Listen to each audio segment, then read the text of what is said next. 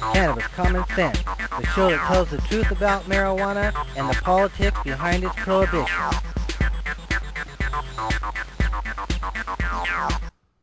Hello and welcome to another exciting edition of Cannabis Common Sense. We have a great show for you tonight. We are closing in with only about 9 weeks before Measure 80 comes to a vote here in Oregon. I-502 comes to a vote across the river in Washington, and over in the mountains of Colorado and the plains, Amendment 64 comes to a vote. So we've got 3 historic votes coming up. We'll be talking about that and taking your phone calls. Casper Leach is here, ready to co-host the show. Welcome to the show, Casper. Thank you very much. It's an honor to be here on Friday night and remind people, make sure you're registered to vote. We need everyone out there. That's right. And we have a great musical ensemble tonight. There is Justin James Bridges, Garrett Pessin, and John Cornett. Welcome, gentlemen. Thank you, Paul. Thanks for coming on the show.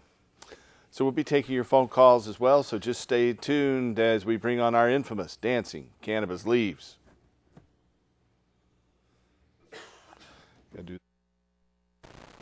I feel the force.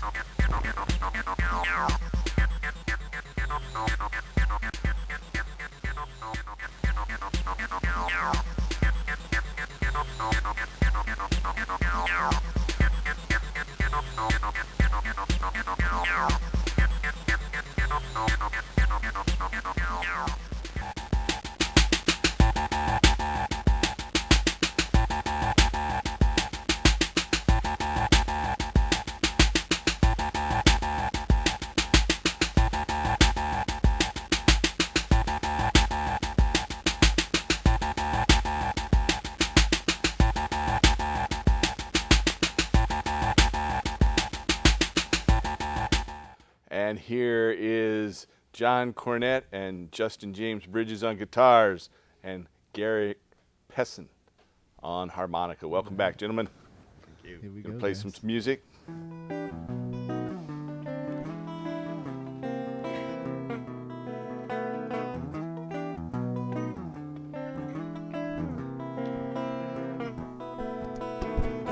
Cannabis, ganja, marijuana. Educate to medicate and recreation. No medicine can do nothing quite like this. So please give me my cannabis.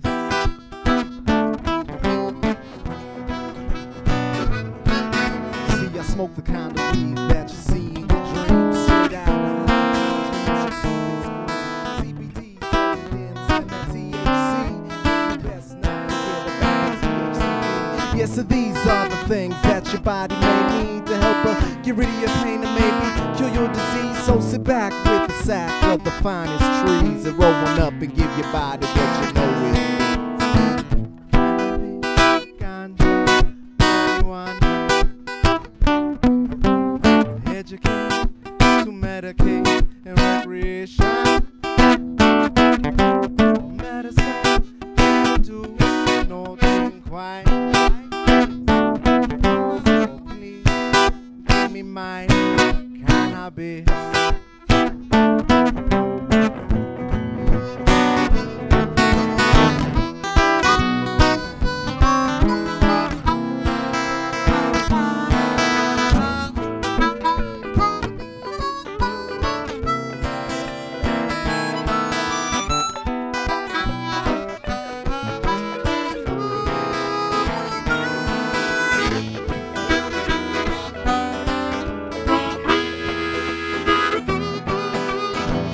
Cannabis, ganja, marijuana.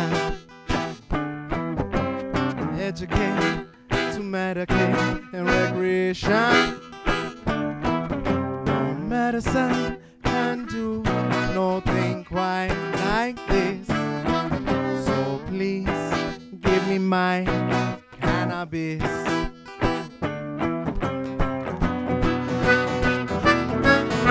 I hit that green carpet with all the pop stars at the High Times Cannabis Club, and you know where you are. Smoking with my friend LK in that VIP. And it's time for oral dabs. I guess I'll take 2 or 3.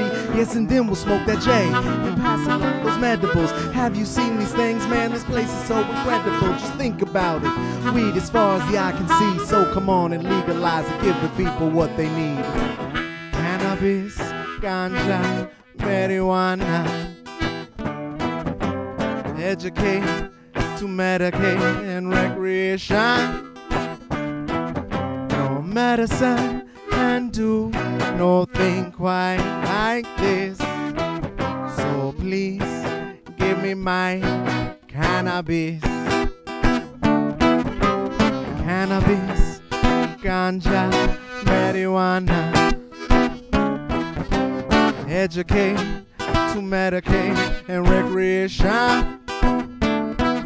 No medicine can do nothing quite like this. So please give me my cannabis.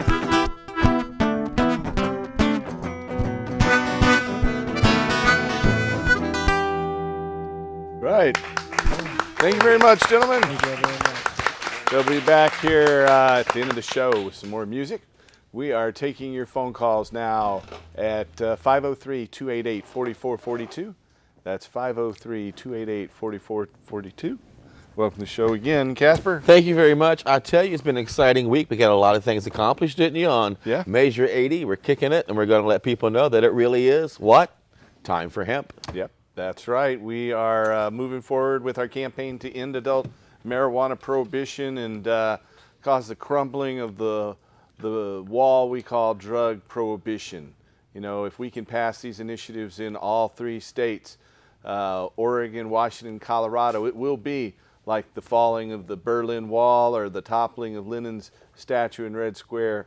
It will be a transformational moment that changes the whole debate and brings an end to marijuana prohibition very rapidly. But regardless of the outcome of the elections, it's definitely a great opportunity to educate people and tell them why this law. And if we don't win now, we will win 2014, 2016, because we aren't going away. No, we're not. We're here. We're a culture. We're a people. We're a movement.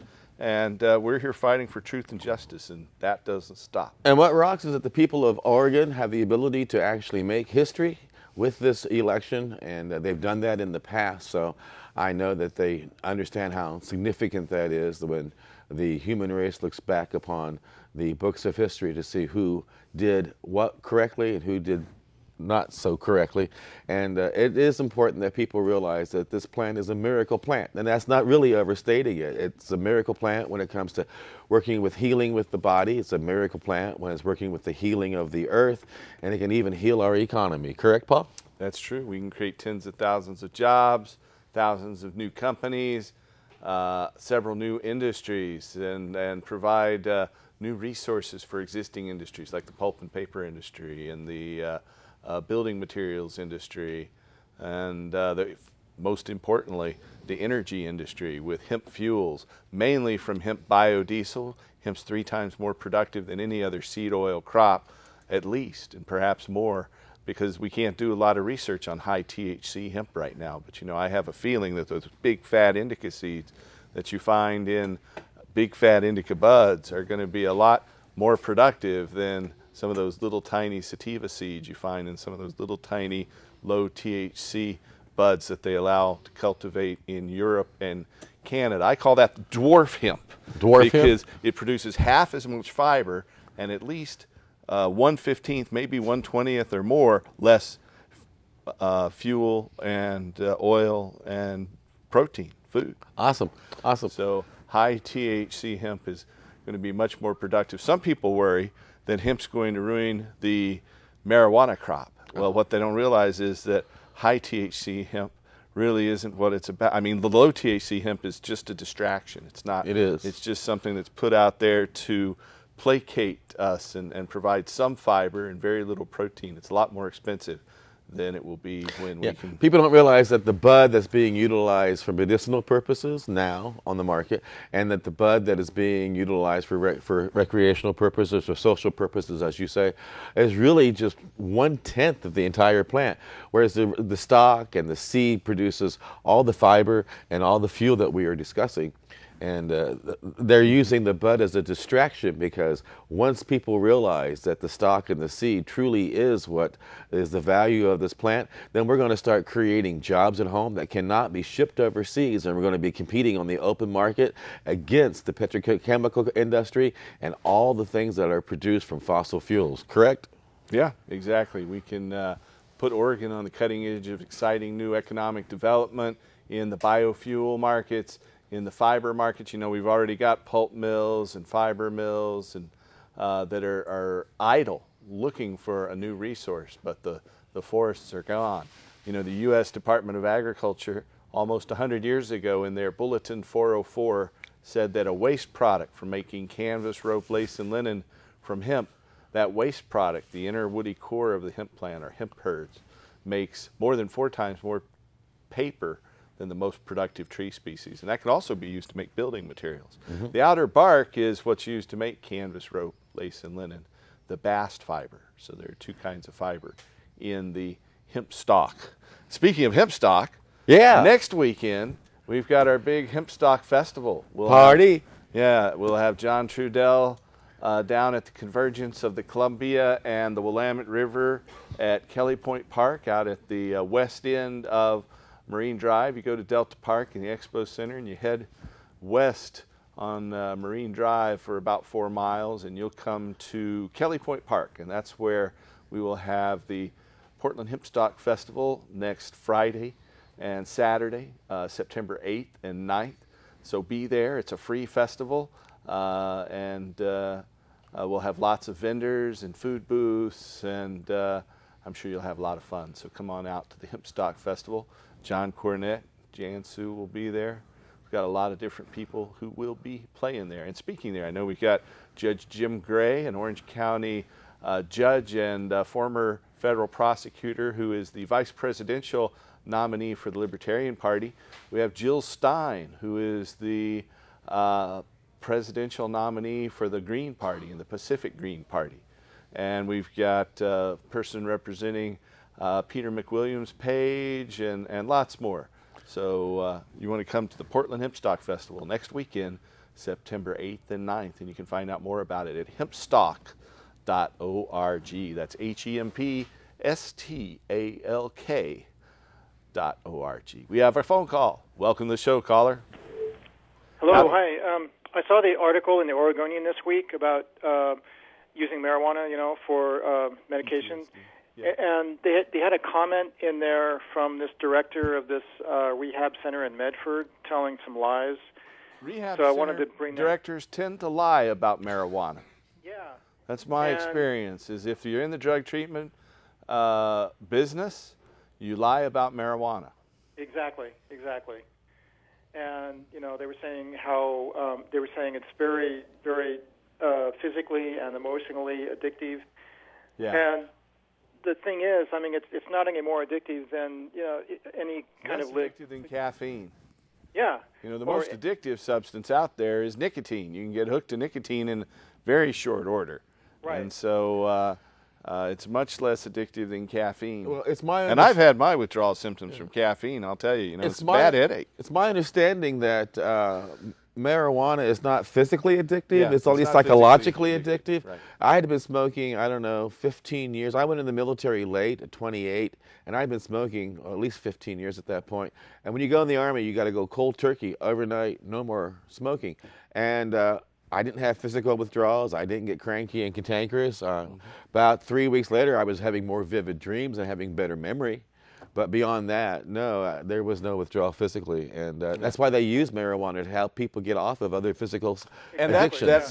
the fact that once you quit using marijuana, you have more vivid dreams is a proof that it aids in the suppression of the bad memories, which is what the Oregonian article you're referring to was talking about, and its use in post-traumatic stress. Some people call it post-traumatic stress disorder, but it's just kind of normal if you're around a bunch of bombs and your friends are getting killed and you're killing people, you should have some stress and some feelings about that. So it's not really a disorder, it's just a natural reaction to an unnatural situation.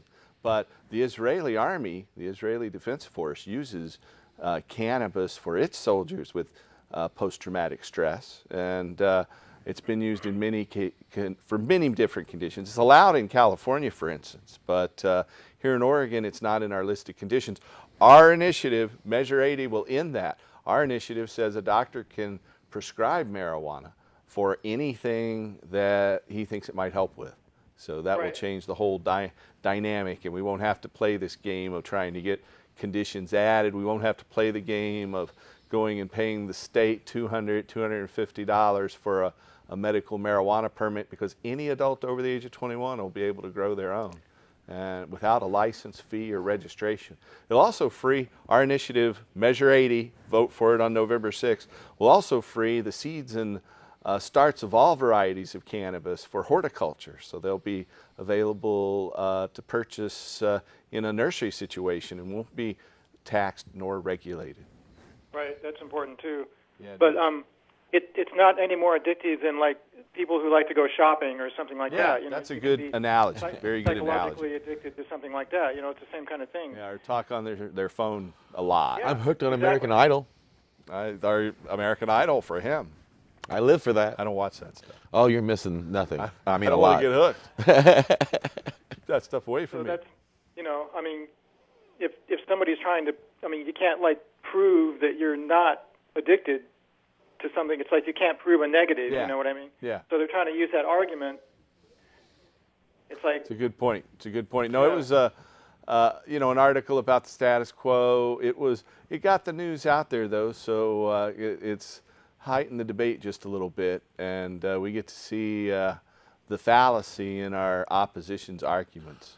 I was surprised that the Willamette, is it the one that comes, Willamette, say it again? Willamette. Yeah, a newspaper that comes out every Wednesday. Oh, Willamette Week. Yeah, I had a pretty okay cover story this year. But they still want to use the word pot. I know, I hate And they word. called Willie Nelson a pothead. Well, actually, he's a medical marijuana user. He's an American icon. He is, and this is not pot. This is medical marijuana and industrial hemp.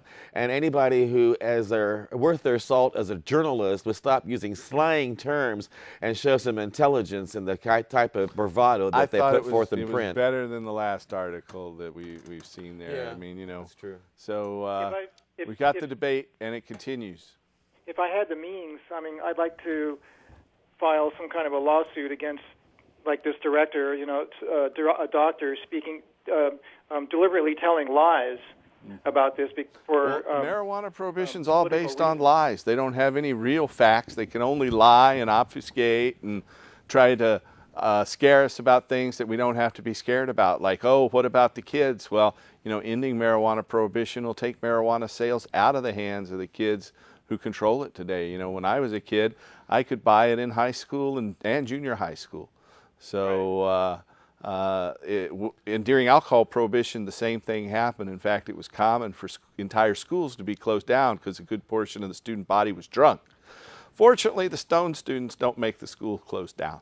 But still, when we regulate it, the use by kids will dramatically decline. And we'll be able to tell people the truth instead of, you know, saying that this drug, like that treatment professional was saying, is horrible and addictive and dangerous. We can tell the truth about it, that you know, smoking anything's bad for you. If you spend all your day and night and a days and you never leave your house and you're watching TV, you know, you probably need some help, and you need to change your lifestyle. But and I think that problem has nothing to do with marijuana. It has to do with that you become a hermit. And I know that if Paul given the chance would like to have the director come onto this broadcast and have a nice rational discussion, or anybody else in the field of rehabilitation with I want to thank you, though, for your phone call. Isn't that right? Wouldn't you like to have a conversation? Oh, yeah. In with fact, them? I'm going to talk about some debates that are coming up here in just a second. All right, great. Because, you know, they don't have the facts. They don't have the truth like we do. All they have is lie and innuendo. Right. Good point. All right, well, thanks for calling.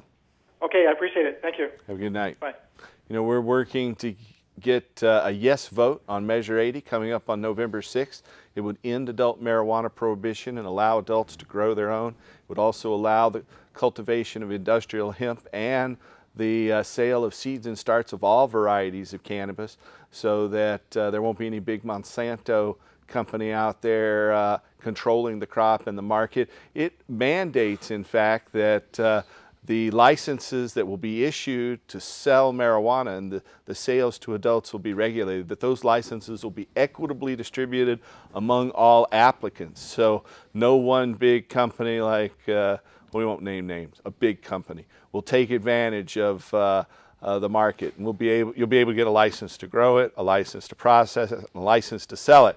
Just like McMenamins makes their own beer and wine and even gin and whiskey, they'll be able to get a license like a winery or a brew pub to be an on-site production and sales unit. You know, there was a report just this last week that we've created over 10,000 jobs and $5 billion in an industry in our brew pub industry. So we will mimic that and perhaps make it even larger. And I believe that the marijuana sales to adults for social purposes will be dwarfed by hemp fuel, fiber, and food. That, you know, hemp fuel, fiber, and food are going to be 80% or more of the total economic benefit, and that's going to create so many jobs and just put Oregon on the cutting edge of these exciting new economic developments. We have a caller. Welcome to the show, caller. Hey. Howdy. I was recently down here in Missouri. They've been rounding up everybody, and I was growing, and I'm a naturopath doctor also. And somebody come and they, you know, I guess they were working for the task force down here. But I noticed that the people that did already get arrested, their bonds are like $300,000 for just 5 grams of cannabis. That's cruel and unusual. Isn't that crazy? That is. That's really crazy. I've been reading that in the paper. They arrested 20 people in the county next to mine. Wow. And all of them have bills, bonds like that. But there's somebody that's a rapist that has only $30,000 bond. The whole criminal justice system is turned upside down in this war on drugs. It's all about money, power, and the continued centralization of economic and political control. So my question is, people tell me, I got this lawyer that Normal's kind of recommended down here, and she says I should be really quiet. But I'm thinking somebody's got to say something someplace, and I'm not yet been arrested. Mm-hmm, mm-hmm. Well, if you have been arrested, then you should stand up and represent these poor people who can't represent themselves and tell the truth about marijuana. You know, that's what this television show is about. One thing you could do is give us a call and we'll send you this show on DVD, and then you put it on your local cable system so the people who have cable TV can watch it. I know our team produces about 15 of those DVDs every week that we send out all over the place. We'd be happy to put you on that list. That's one way. The other way is to write letters to your editor and to talk to your elected officials about the benefits of marijuana, especially as a naturopath. You know about the many medical benefits, I'm sure.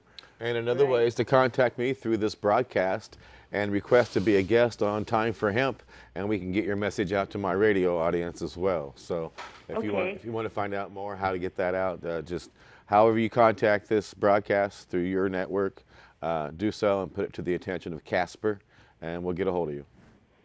Okay. All right, well, thanks for speaking out, though. Do you have something else? Thank you. I just wanted someone to tell me I need to speak out. You do. And, you know, I was in Missouri. What is it, Cape Girardeau? I went through there and had a little bit of business, flew into St. Louis earlier this year. Beautiful state. And I know what you guys say, show me. And so, you know, show these guys the truth. And like they say, the truth will set you free. Boy, I hope so. Okay, I'm going to listen to you. Thanks. All right, let us know how we can help. Thank you. I will. Thanks for calling. Yeah, this show goes out on the internet on Ustream.tv, so you can watch that anytime. I think we have another caller. Then we'll be going to a film clip Welcome to the show, caller. Hello. Howdy. Hey, I was just wondering how Measure 80 was going to affect the pot, butter, and the hash oil. It will just completely free it up so that anybody can make their own and possess what they want to possess, and it will be another one of those products that if they want to sell it, you'll have to get a license and follow the regulations and tax it and raise revenue the same way people sell wine and beer and alcohol and tobacco. Nice. Yeah.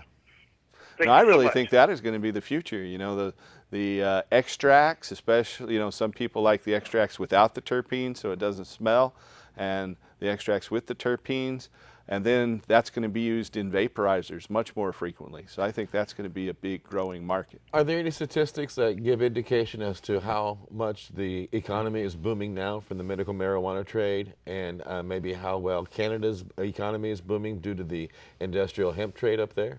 Sure. You know, we're creating tens of thousands of jobs. I know here in Oregon we have about 50,000 patients. Down in California they have about 500,000 patients, over 1 million patients throughout the United States that are taking advantage of medical marijuana. If each of them is just spending $100 a month, well, what is that? $12 billion a year just right there. So that's one. Well, does it make sense that our politicians turn their back on that kind of cash? No. No. So we need to end this prohibition. We have a film clip. We're going to run that, and we'll be back in just a moment, so stay tuned. Tune in. Turn on.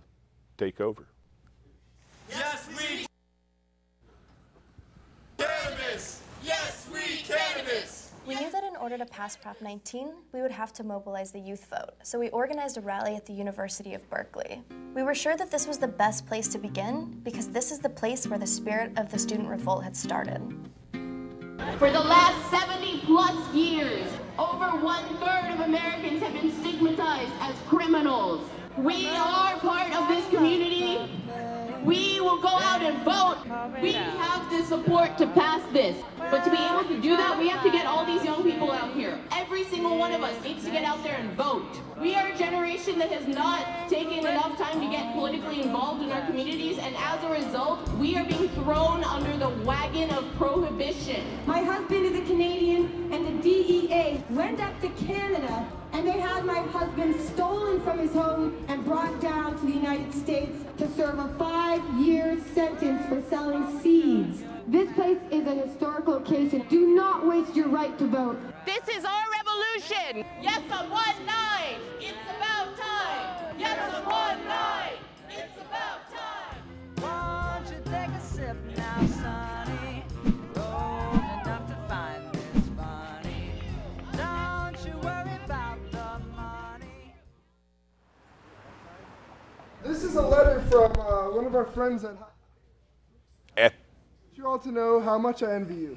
The activists who have worked for the passage of Prop 19 have created better coalitions, attracted more press, and changed more minds than any previous effort. And always remember, you have a bud at High Times Magazine.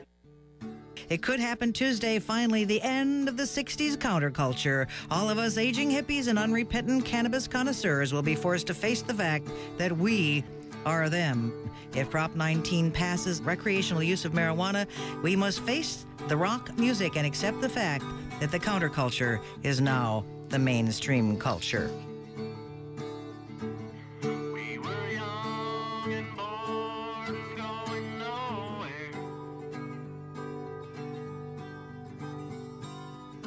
Happy Halloween! Yes, on Prop 19.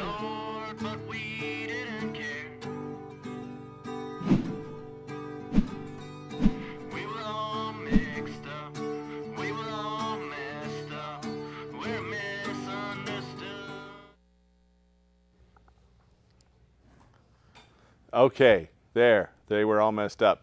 That movie will be playing at sunset at our Hempstock Festival this coming, not tomorrow, Saturday the 1st of September, but instead it will be playing on next Saturday, the 8th of September. We'll be having it at our Hemposium tent, so you can watch Legalize It, the movie, for free. It doesn't come out to November. And if you want to help us by raising funds for Measure 80, and boy, do we need your help raising funds for Measure 80, Yep. then you can have a house party. And not only can you play this movie, but the producer and the director will come in and tell you, and even a person from the movie will come in and tell you how good ending marijuana prohibition will be, and you can help us raise funds by having a little house party, and we certainly need that help.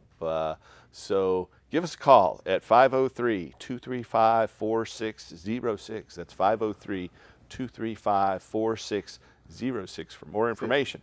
And we are taking your calls tonight at a different number.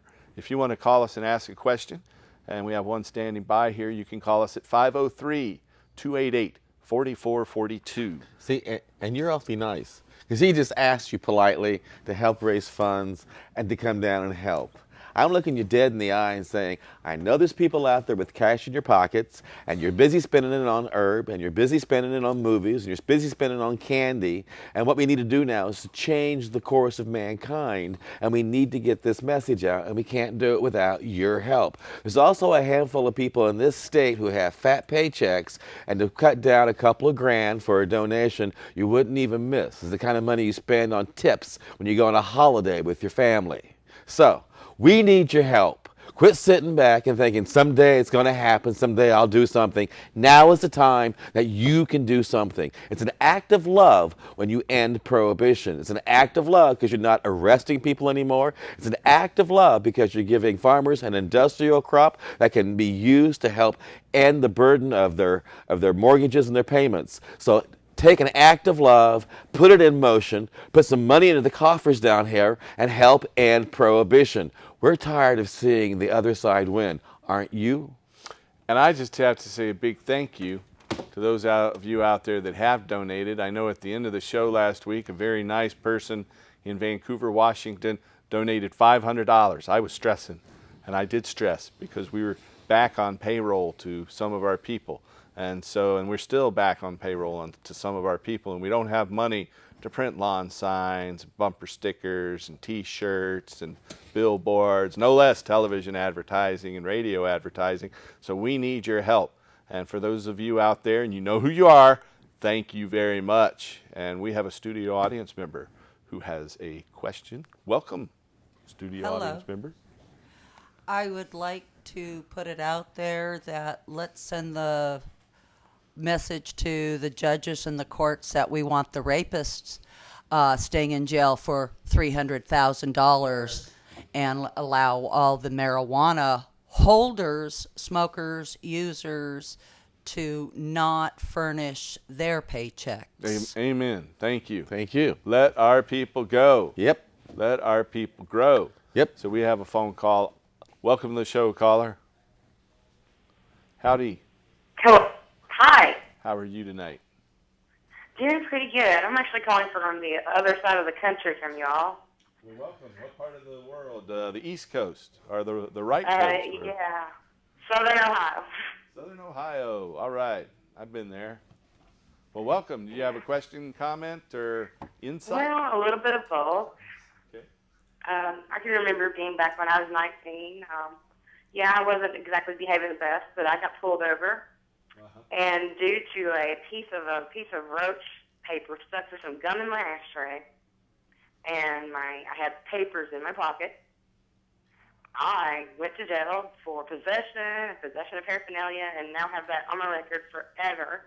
No, when we legalize it, you'll be able to get that taken off your record. But yeah, you're kidding. You mean a piece of roach paper. Roach paper on a piece of gum, and they arrested you for that? And papers in her pocket. They said that I guess the papers would be Association of Youth.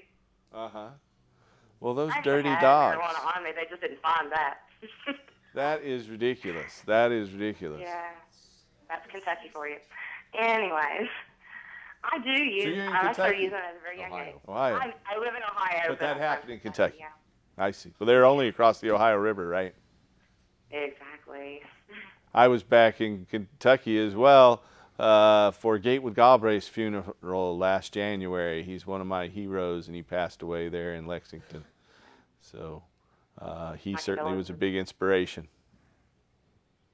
Yeah, I agree. I mean, I've been using, well, it started off for me, to be honest with you. I was a teenager, and it sounded fun. And it was, and it is. Yeah, marijuana is a good But thing. I was, go ahead, I I'm think sorry. it's one of God's greatest blessings to mankind, or goddess, Oh, or amen. whatever your persuasion is. Well, I can understand her being in Ohio. I was born and raised in Indiana. Not too far away. No, and it What's went, the Lynn in Cincinnati does that radio show? Lynn Wilson. Lynn Wilson does Hemp Rock. Hi, Lynn Wilson. Rocket. How you doing? Good luck with Hemp Rock. Listen to that if you get a chance. She produces that. I'm locally. sure I can. I've got the internet. Yeah, it's right there in Cincinnati. Okay, well, basically what I would like to state is that when I was a teenager, I probably weighed 80 pounds. Uh-huh. I'm like 5'2". So you can imagine what I looked like. I mean, like, Emaciated is what you're saying. yeah, I started smoking weed, and all of a sudden, I started eating again. Mm-hmm. Mm-hmm. And it was, I guess, and my There's mother, some people and I'm who not need that sort of help. Yeah, I'm not stereotyping anyone, but my mother is very, very Christian. Uh-huh. And a lot of that is what we're finding, is where they say, a lot of people will say it's evil. The drug is evil. Don't do Well, it. the thing is, the propaganda used that. They said they called it the devil weed, and they created this myth about marijuana, and unfortunately they sold it, and they sold it pretty well. They had this series of movies that we call Reefer Madness after this whole string of movies, but they called it The Devil's Harvest was one of the movies. They showed these pictures of a big bull throwing like some kind of sacrifice of humans to it, saying that was somehow associated with marijuana. It was just real propaganda, and racist propaganda at that they used to criminalize marijuana. And I was disappointed because I thought I would get involved in some kind of great devil type of party and just party with all kinds of great groovy. It was just like a really mellow, like grandma and grandpa get high and my aunts and uncles smoke pot. It wasn't devil's weed. I didn't get to meet it like the Rolling Stones. It was kind of a, passe thing, yeah. The thing is that my mom was in fear of my life at the time. I was starving myself to death, literally. I understand. And I understand. being one of the people of her persuasion, her faith, that would have been most likely to, throw my butt in juvenile hall or something. Well, listen, we got to get on to the next call. I got to thank you for calling, though, and just get active. And I know they tried to put an initiative on the ballot there in Ohio this year, but stay tuned for the next election cycle. And thank you for watching. I have friends in Ohio and Indiana, so much love to everyone in the West. Y'all take care. Thank you. All right, so we are taking your phone calls tonight from all over this great country of ours. There are people watching all around the world.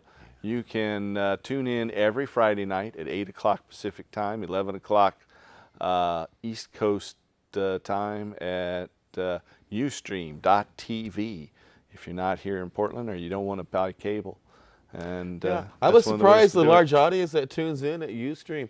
I've gone back to check the stats a couple times, and we've had anywhere from 80,000 to 120,000 people tune in at any one point in time on the Ustream. So we are reaching a large number of people with the truth, and we want to thank those who are working here in the studio to make that happen. It takes a team of volunteers. Casper and I are not being paid for this. No. None of the people behind our cameras or in our control room are being paid.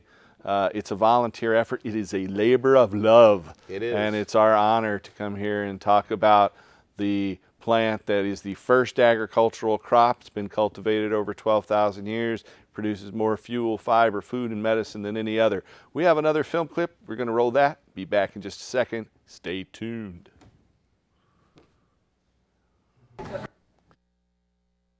Jorge. Hi, I'm Jorge Cervantes, and you're watching Cannabis Common Sense.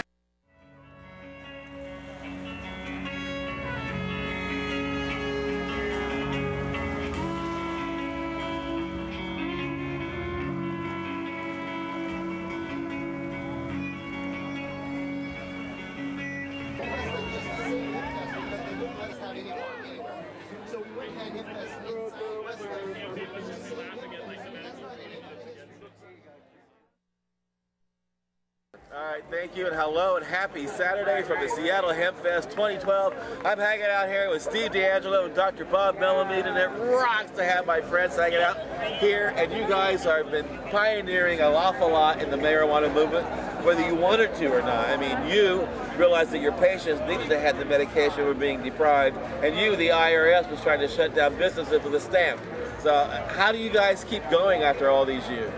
Oh, well, you know, it's quite simple. I think both of us were called by this plant, and, you know, once you're called, you're not released until you get there. Is that it, Mary Jane? That is basically it. I mean, for me, it's a scientific calling. I like to learn and to understand how life works, and this plant and our endocannabinoid system that the plant acts on is how life works. And it's got a nice community to it. That's why we're out here smoking out together as a one big happy family. People say that, you know, if you re-legalize marijuana, you're going to have a bunch of stoners going wild. We're not going wild, are we? No, I think that we're in perfect balance here, right? Yeah, but look at how wild other stoners, probable stoners were, like Jefferson and Washington, and the horrible things that they did. Or wait, who was that guy? President Obama. That's right. President Obama. Yeah. Yeah, but so unfortunately, he's not creating. Well, he's a world in of denial. freedom. He's in denial. Well, and then we know what's wrong. The poor guy, he has terrible cannabis deficiency syndrome here. It's a perfect example of what happens when people stop ingesting enough cannabis. And Bill Clinton, don't forget Bill Clinton. Right. And the longer he goes without it, the crazier he gets, right? Our president, that's right. And didn't Jack Kennedy have it in the White House too? Who knows? I think. Anyway. Oh, are you kidding? Cannabis has been in every single White House. I guarantee you there's not a White House that has happened that cannabis hasn't been in it in one form or another. Now, has it not been a mind boggle for you working in Washington, D.C. to drive by these medical marijuana dispensaries in Washington, D.C.? Well, I'm in Colorado. Yeah, but you said you've been working there, though, right? Yeah. And then our politicians drive by them, and then they go into the Congress and they outlaw what they're... They don't have real dispensaries there. They don't have Harborside, for example. Well, in fact, the dispensaries are not yet open in Washington, D.C. No. They're still going through getting permitted and getting open. So hopefully a year from now, that will be happening. And you're right, it's going to be very interesting to see what's going to happen when Congress people hopefully not only just go past the dispensaries, but get invited to go in them and see what's really going on. And hopefully that's when we win their support. Exactly. Now, I mean, I'd love to have a Harborside in Washington, D.C. and move them all through there, you know. Now, we've only got a couple more minutes of your time, and I want to make the most of it. People out there want to know how they can get involved, how they can make a difference, what they can do. Any idea from your... Sure, go to saveharborside.org. That's saveharborside.org.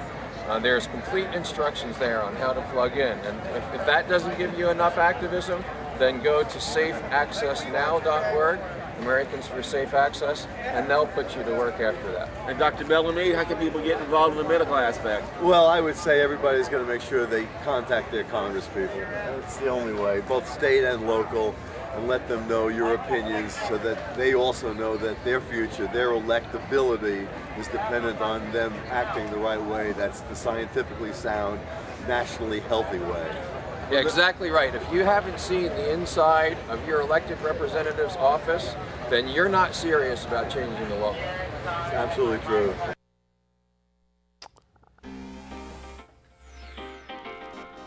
So that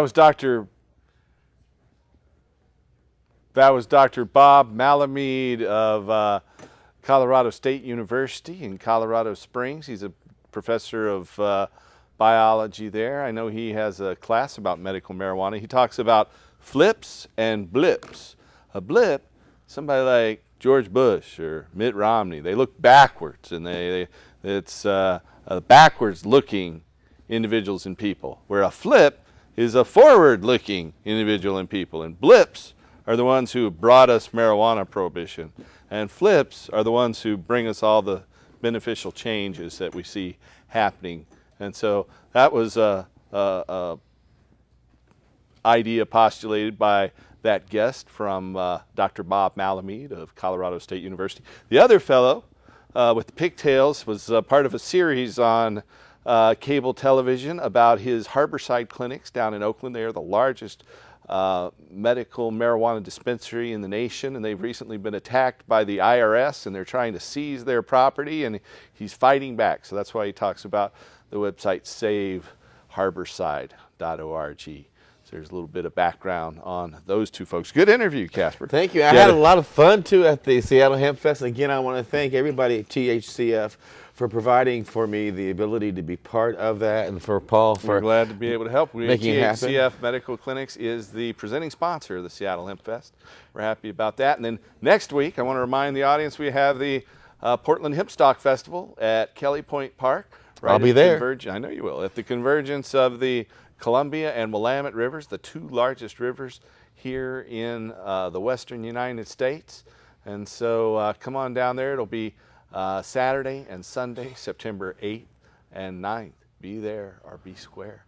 We are taking your phone calls in the next 8 or 9 minutes, and then we'll have another musical song. So if you have a question or comment for us tonight, you can call us at that number on your screen, 503-288-4442. That's 503-288-4442. If you want to get involved in ending adult marijuana prohibition and helping us legalize and regulate marijuana and allow adults to grow their own and grow hemp without license fee or registration, then give us a call at 503-235-4606. It's 503-235-4606.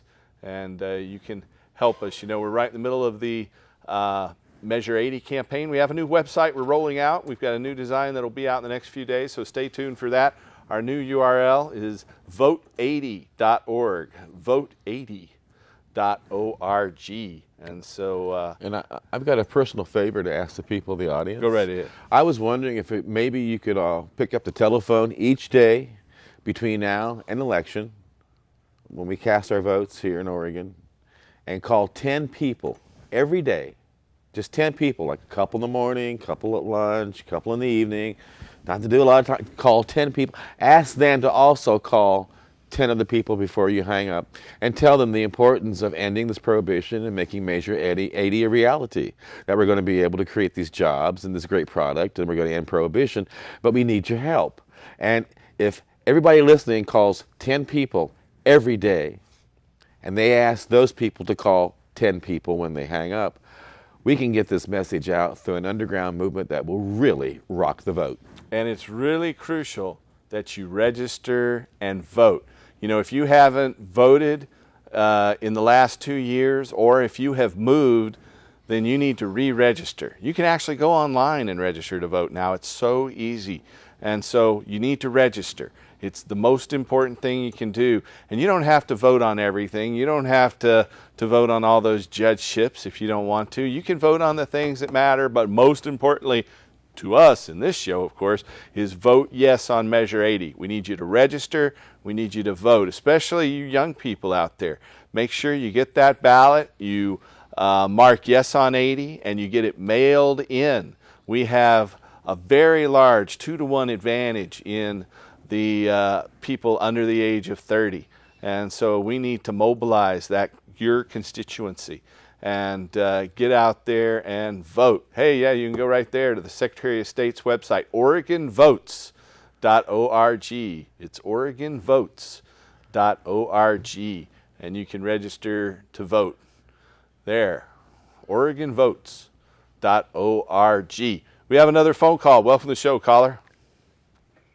Oh, good evening. I was just wondering, in smoking, what is the increased rate of lung cancer, or what's the impact with the tar content? Yeah, there are negative impacts to smoking, but lung cancer for marijuana is not one of them. In fact, studies show that marijuana inhibits lung cancer. So marijuana smokers are actually less likely to get cancer than people who don't smoke at all. But smoking isn't a good idea. I gave it up about 10 years ago. I only vaporize now, where the active ingredients in the resin and oils of the plant are vaporized at a temperature below combustion.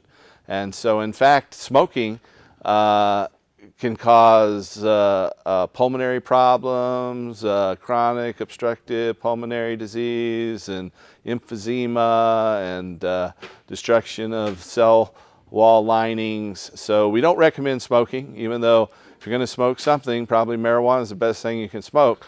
But vaporizing eliminates almost. What was that? Oh, I'm sorry. I don't like to smoke anything, but I do like the beneficial factors of THC, and I know. So eating it is another option, but vaporization is really, really good. So it eliminates all the harms associated with smoking. There's hardly any coughing involved, and I think that's the real wave of the future. And so I gave up smoking almost 10 years ago, and I had a bad cough after being a marijuana smoker for more than 25 years at that point, and so I found it cleared up very quickly. It did. Within about 2 or 3 weeks, that cough went away, and I haven't looked back. And in fact, I enjoy the vaporizing much more than smoking. And Jack Hare taught me that people who smoke marijuana and cigarettes live 7 years longer than people who just smoke cigarettes. And people who smoke marijuana and nothing else live 12 years longer on an average than people who smoke nothing at all, because it cuts back on high blood pressure diseases like stroke and heart attack. And it's an antioxidant and an anti-inflammatory. So you live longer. So it will enhance longevity. So yeah, and there's a chemical. And when I first heard that, I thought, boy, that's kind of crazy.